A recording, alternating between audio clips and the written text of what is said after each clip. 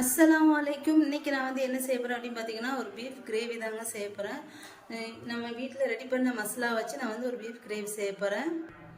அதுக்கு தேவையான பொருட்கள் பார்த்துடலாம். நான் வந்து 2 வெங்காயம், மீடியம் சைஸ் வெங்காயம் எடுத்திருக்கேன், ஒரு குடமிளகாய் எடுத்திருக்கேன், ஒரு தக்காளி எடுத்திருக்கேன், கொஞ்சம் மல்லி இலை, ஒரு 4 பச்சை மிளகாய், கொஞ்சம் கருவேப்பிலை, இஞ்சி பூண்டு பேஸ்ட்டு ஒரு 2.5 ஸ்பூன் எடுத்திருக்கேன். அடுத்து பீஃப் வந்து ஒரு 1/2 kg எடுத்திருக்கேன். இது நல்லா கழுவிட்டு நல்லா வாஷ் பண்ணி வச்சுருக்கேன். இப்போ இது எல்லாத்தையும் எப்படி செய்கிறதுன்னு பார்க்கலாம். இப்போ ஒரு பாத்திரம் வச்சுருக்கேன். இதில் நான் வந்து எண்ணெய் வந்து ஊற்றிக்கிறேன்.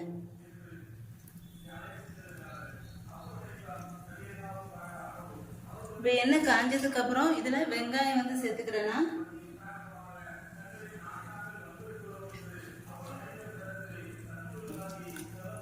நான் வந்து சோம்பு மிளகு எல்லாமே மசாலாவில் போட்டு திரிச்சிருக்கிறதுனால நம்ம வந்து இதில் எந்த மசாலாவும் போட வேண்டாம். காரம் மட்டும் கொஞ்சம் போட்டுக்கலாம். மித்தது இந்த கிரேவி மசாலா மட்டும் சேர்த்தா போதும். வெங்காயம் சேர்த்துட்டேன். இப்போ இந்த வெங்காயம் வந்து நல்லா வதங்கணும். இது வந்து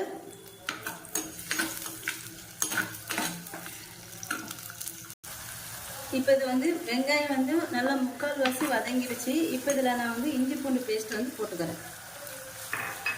அடுத்து பச்சை மிளகாய் வந்து சேர்த்துக்கிறேன். அடுத்து கருவேப்பிலை சேர்த்துக்கிறேன்.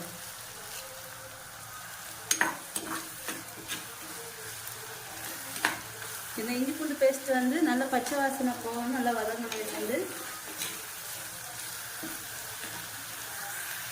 இப்போ நான் இதில் வந்து மிளகாத்தூள் வந்து சேர்த்துக்கிறேன். ஒரு 1 ஸ்பூன் மிளகாத்தூள் சேர்த்துக்கோங்க. ஏன்னா பச்சை மிளகாவும் சேர்த்துருக்கோம், அதனால நான் வந்து 1 ஸ்பூன் மிளகாத்தூள் சேர்த்துக்கலாம். 1 ஸ்பூன் ஃபுல்லாட்டி. இப்போ இதில் வந்து தக்காளி வந்து சேர்த்துக்கிறேன். தக்காளி, கொஞ்சம் மல்லி இலை சேர்த்துட்டு இது இப்போ எல்லாத்தையும் சேர்த்து நல்லா வதக்கிக்கிறேன். இப்போ இதில் தேவையான அளவு உப்பு சேர்த்துக்கிறேன்.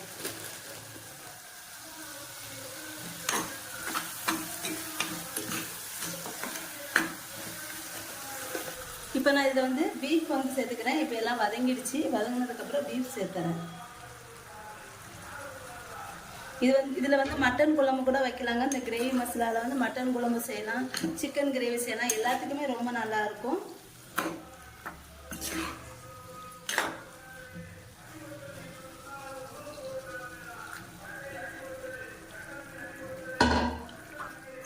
இது 1 நிமிஷம் இது வந்து எண்ணெயிலே இந்த கறி வந்து வதங்கணும். இப்போ நான் இதில் வந்து ஒரு 2 ஸ்பூன் நிறையா நான் கிரேவி மசாலா வந்து சேர்த்துக்கிறேன். சேர்த்துட்டு நல்லா கிளறி விட்டுக்கணும். கிளறிட்டு இது வந்து திரும்ப 1 நிமிஷம் இந்த நல்லா வதக்கிக்கணும். இந்த எண்ணெயிலேட்டு வதக்கிட்டு இது வந்து குக்கரில் வந்து இதை வந்து வச்சிடணும். ஏன்னா சட்டியில் கண்டிப்பாக வேகாது இது வந்து. அதனால் நான் வந்து இது நல்லா 1 நிமிஷம் வதங்கினதுக்கப்புறம் குக்கரில் வந்து வச்சு ஒரு 5-6 விசில் வச்சுக்கிறேன்.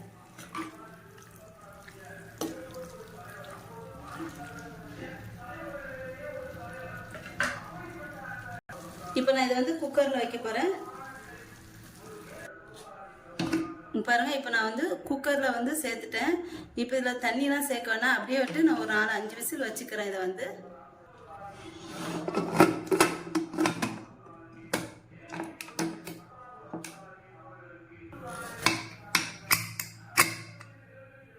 இப்போ இதை நாம் வந்து ஓப்பன் பண்ணி பார்த்துடலாம்.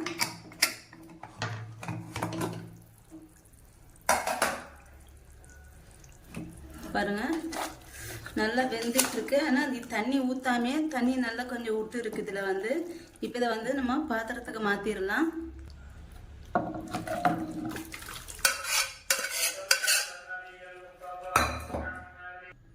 இப்போ இதை நான் வந்து கடைசியாக இதை வந்து குடமிளகாய் வந்து சேர்த்துக்கிறேன்.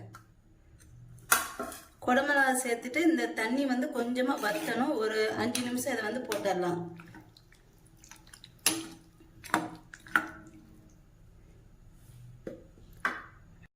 குழம்பு வந்து ரெடி ஆயிடுச்சு. என்னோட இந்த வீடியோ உங்களுக்கு பிடிச்சிருந்தா லைக் அண்ட் கமெண்ட் ஷேர் பண்ணிக்கோங்க. என்னோட சேனலை மறக்காமல் சப்ஸ்கிரைப் பண்ணிக்கோங்க.